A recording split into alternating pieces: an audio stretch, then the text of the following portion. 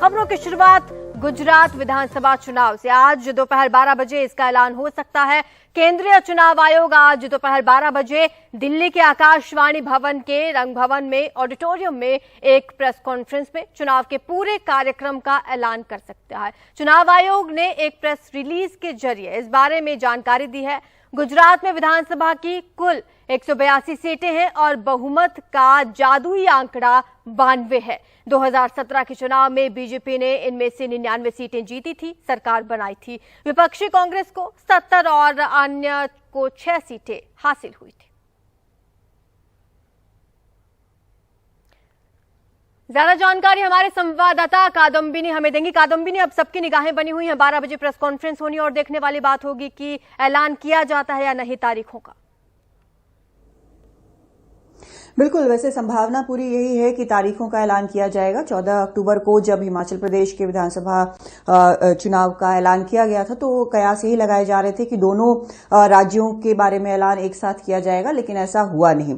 तो अब जाकर आज ये संभावना है कि तारीखों का ऐलान हो जाएगा। वैसे ये संभावना है कि पिछली बार की ही तरह इस बार भी 2 चरणों में यहां पर भी चुनाव हो सकता है। आपको पता है कि 12 नवंबर को हिमाचल प्रदेश में एक चरण में चुनाव होने हैं, उसका नतीजा 8 दिसंबर को आना है। तो ये माना जा रहा है कि दोनों ही जगहों के चुनाव जो होंगे, जो हिमाचल और गुजरात के तारीखों का जो ऐलान होगा, तो दोनों की काउंटिंग जो है वो 8 दिसंबर को ही होगी और साथ के साथ ही नतीजे आएंगे। आपको बताऊं कि पिछली बार जब 2017 में 25 अक्टूबर को ऐलान हुआ था चुनावों का और 2 चरणों में ही चुनाव हुए थे, जिसमें दूसरे चरण का चुनाव जो था वो 14 दिसंबर को नतीजे आ गए थे और पहले चरण में 89 और दूसरे में 93 सीटों पर वोटिंग यहां पर की गई थी। तो आज भी ये कयास लगाए जा रहे हैं कि जो चुनाव की तारीखों का ऐलान होगा वो 2 चरणों में होगा।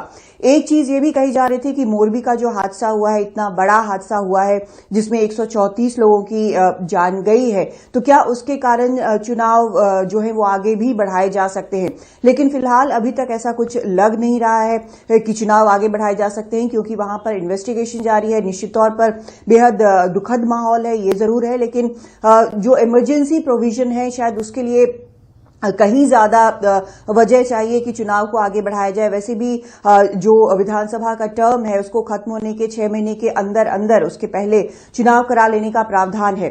18 फरवरी 2023 तक टर्म है गुजरात विधानसभा का और उसके पहले चुनाव होना है। तो पूरी संभावना यह है कि चुनाव आयोग आज ऐलान कर देगा और इस बार जैसा कि पिछली बार हमने देखा था कि बीजेपी और कांग्रेस में वहां पर कांटे की टक्कर थी, लेकिन इस बार ये त्रिकोणीय मुकाबला नजर आ रहा है, जहां पर आम आदमी पार्टी भी फ्रेम में है और काफी मजबूती से अपना दावा पेश कर रही है। बिल्कुल, शुक्रिया आपका कादम्बिनी इस तमाम जानकारी के लिए।